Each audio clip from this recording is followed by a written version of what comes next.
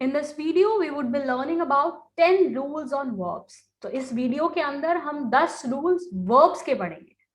So 10 rule verbs के क्या हैं, आइए देखते हैं. तो पहला हम रूल शुरू करते हैं.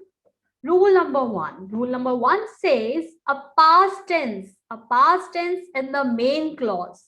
अगर मेन क्लॉज के अंदर पास्ट टेंस है, that should be followed by a past tense in the subordinate clause. जैसे कि मेरे एग्जांपल में कह रहा है he succeeded because he works hard. Works नहीं आना चाहिए, सक्सीडेड चल रहा है हमारा, पास्ट टेंस चल रहा है हमारा, second form of the verb यहाँ पे चल रहा है. So we can not write works, we should write worked. So he succeeded because he worked hard. तो अगर पास्ट टेंस मेन क्लॉज में आ रहा है, ये मेरा मेन क्लॉज है. तो अगर मैं देखूं तो ये जो मेरा एरिया है, बिकॉज से पहले वाला एरिया है, this is my main clause. ये मेरा मेन क्लॉज है. ठीक है. अब मेन क्लॉज के बाद आ गया बिकॉज. बाकी जितने भी बिकॉज आ रहे हैं, एंड आ रहा है, बट आ रहा है, एनीथिंग इज देयर, तो वहां पे आपको second form of the verb भी लगानी है. अगर मेन क्लॉज में second form of the verb है, सब में नहीं लगानी. अगर मेन क्लॉज में second form of the verb है और पास्ट टेंस है, second form of the verb का मतलब ये नहीं है कि हमारी सिर्फ सिंपल पास्ट आ रहा है. जैसे कि अगर मेरा सिंपल पास्ट आ रहा है, सिंपल पास्ट क्या होता है, subject plus second form of the verb plus object. ठीक है. अब ऑब्जेक्ट के अंदर कुछ सबऑर्डिनेट, ये मेरा मेन पार्ट हो गया, मेन क्लॉज हो गया, और ऑब्जेक्ट में कुछ भी आ रहा है, बट वो कुछ भी जो आ रहा है that should be in second form of the verb. और अगर मेरा आ रहा है पास्ट परफेक्ट आ रहा है, पास्ट परफेक्ट में क्या आएगा, subject plus had plus third form of the verb plus object. अब अगर ये मेरा मेन क्लॉज में had plus third form the verb चल रहा है, तो मेरे ऑब्जेक्ट के अंदर सबऑर्डिनेट क्लॉज जो आएंगे, जितने भी सबऑर्डिनेट क्लॉजेस आएंगे, सबके अंदर had plus third form of the verb ही चलेगा. ऐसे ही बाकी पास्ट परफेक्ट कॉन्टिन्यूअस कुछ भी आए, तो जो आपका मेन क्लॉज है, कोई भी पास्ट टेंस की फॉर्म आ रही है, simple past, past perfect continuous, तो कुछ भी आ रहा है, तो उसके अंदर आपने अगर जो मेन क्लॉज में वर्ब लगी है वही लगानी है. रूल नंबर 2 क्या कहता है? रूल नंबर 2 कहता है single verb should be made to serve two subjects. हम एक वर्ब को, एक सिंगल वर्ब को दो सब्जेक्ट के लिए यूज कर सकते हैं. कैसे? ओनली व्हेन, जब यूज करते हैं when the form of the verb is same as both the subjects. अगर दोनों सब्जेक्ट्स की वर्ब की फॉर्म सेम है, तभी हम उसको एक सिंगल वर्ब यूज कर सकते हैं. अगर अलग है तो मेरे को अलग अलग यूज करनी पड़ेगी. जैसे कि देखो, I am 17 years old, my sister 14.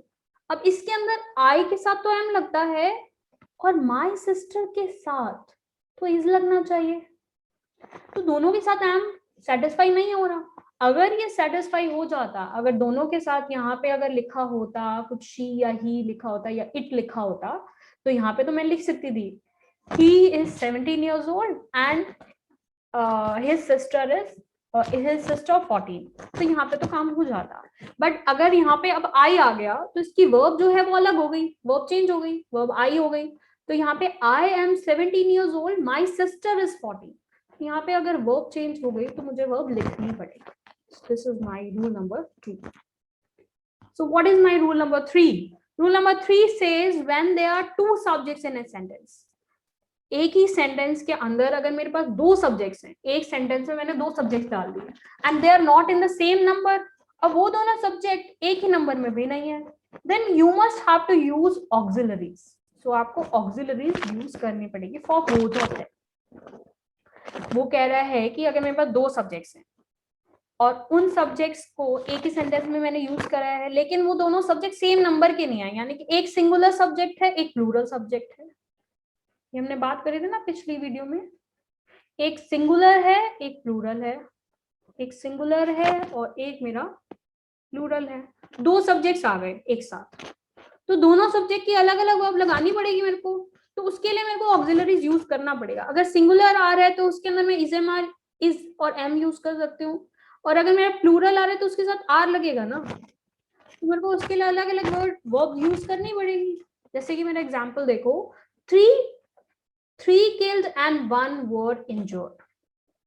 अब देखो 3 killed, अब 1 के साथ तो मेरी सिंगुलर सब्जेक्ट है और ये मेरा प्लूरल सब्जेक्ट है, तो इसके साथ अलग वर्ब आएगी, इसके साथ अलग वर्ब आएगी, तो अलग अलग कैसे लिखूंगी, 3 were killed and 1 was injured। तो उसको करेक्ट मेरी फॉर्म क्या है, 3 were killed and 1 was injured। This is my correct form, कि अगर मेरे को ऐसे करेक्ट फॉर्म लिखनी है तो this is my correct form कि 3 were killed and 1 was injured, this is the correct sentence. Now let us learn about rule number 4। Rule number 4 says two auxiliaries can be used with one principal verb। अगर मेरी एक principal verb है तो उसके साथ मैं 2 auxiliary use कर सकती हूँ। व्हेन, कब, only when the form of the principal verb is appropriate to both the auxiliaries.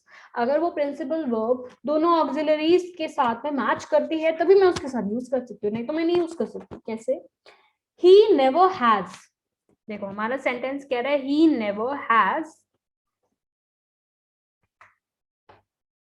he never has, never will take any strong measures। he never has and never will take any strong measures। तो has के साथ क्या आना चाहिए, taken आना चाहिए, और will के साथ क्या आना चाहिए, take आना चाहिए। तो वो दोनों फॉर्म अलग है, प्रिंसिपल वर्ब अलग है, तो मेरे को अलग अलग लिखनी पड़ेगी, मैं एक ही साथ नहीं यूज कर सकती। तो he never has taken and never will take any such strong measures।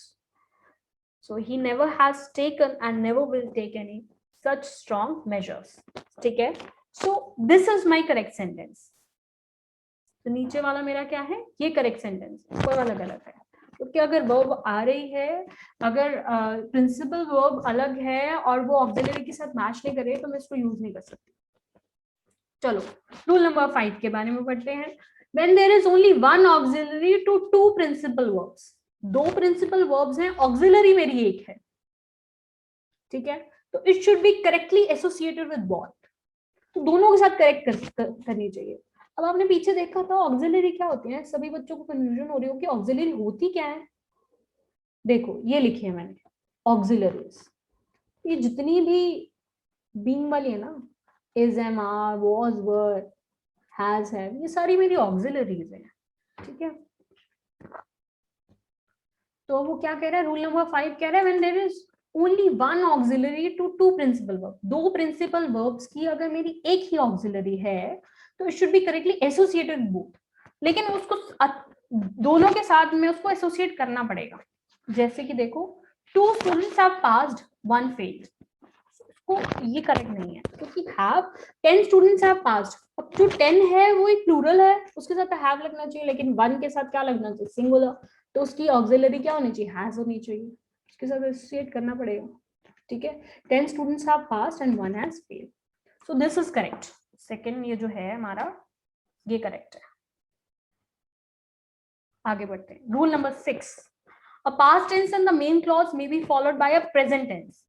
ऐसा भी हो सकता है कि पास्ट टेंस मेन क्लॉज में, अभी तक तो हम पढ़ रहे थे कि पास्ट टेंस मेन क्लॉज में है तो पास्ट टेंस सबऑर्डिनेट क्लॉज में होना चाहिए। तो ये रूल कहता है कि पास्ट टेंस प्रेजेंट टेंस में फॉलो कर सकता है, कब कर सकता है, when the subordinate clause expresses a universal truth.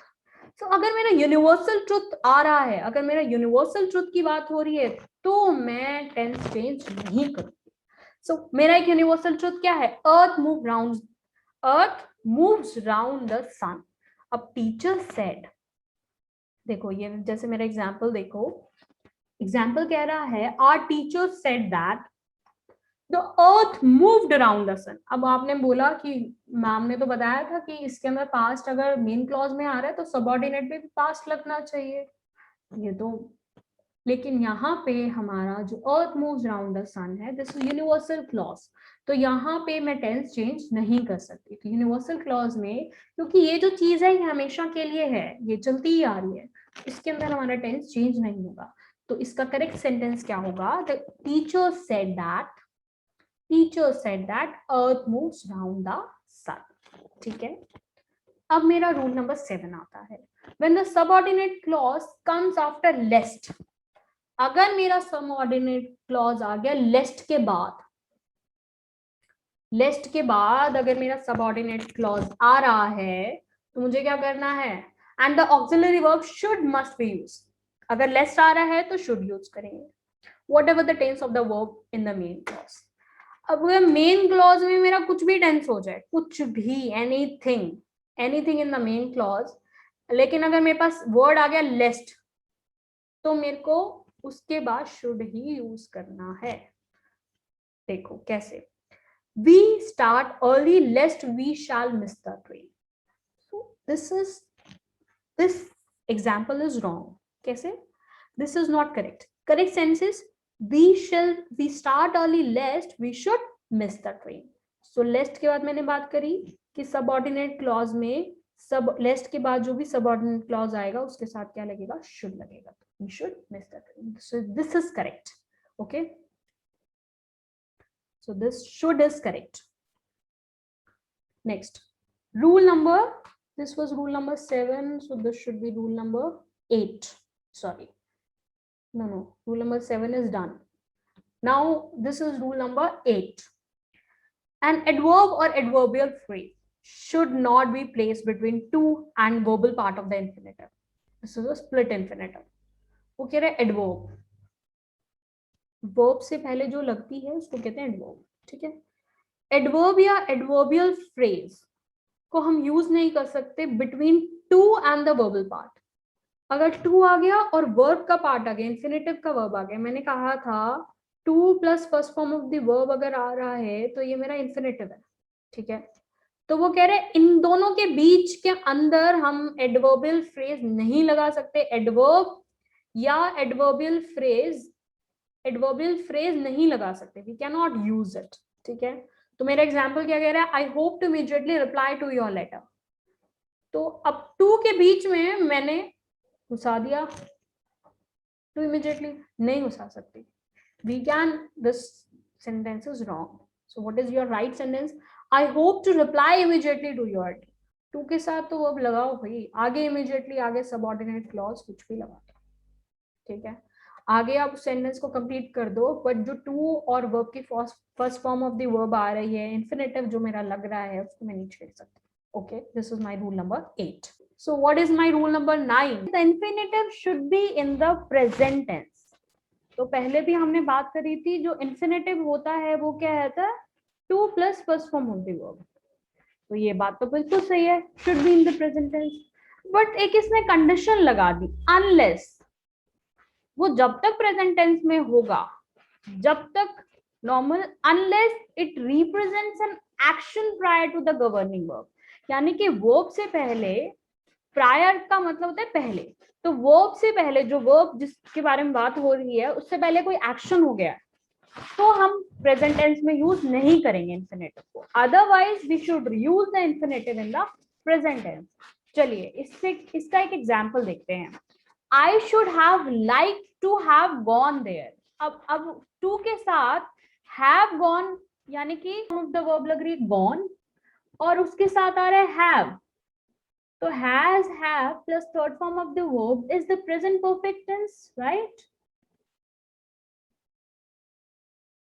So this is present perfect tense. But we know that with to there should be the first form of the verb. So your correct sentence should be I should have liked to go there. मैं वहां पे जाना चाहूँ। Okay, now rule number 10 क्या कहता है? Rule number 10 कहता है the past perfect continuous tense. What is past perfect continuous tense? Past perfect continuous tense is subject plus has, have plus been plus V1 plus ing plus object. तो अगर ये वाला past perfect continuous tense use हो रहा है for an action that has begun in the past tense, कोई action है जो पहले पास्ट टेंस में शुरू हुआ था और still going on in the time of speaking, जब हम बात कर रहे हैं उस टाइम पे भी चल रहा है, तो इट इज यूज्ड विद, वो किसके साथ यूज होगा? It is used with an adverbial of time. Introduce क्या क्या आएगा? ये यूज होगा किसके साथ? सिंस के साथ, फॉर के साथ और हाउ लॉन्ग के साथ। जैसे मेरा सेंटेंस है how long are you working in this office, are you नहीं आएगा इसमें, पास्ट परफेक्ट कॉन्टिन्यूअस आएगा, हाउ लॉन्ग आ गया मेरा वो। So how long have you been working in this office? So this is my right correct sentence. So this is all about 10 rules on verbs.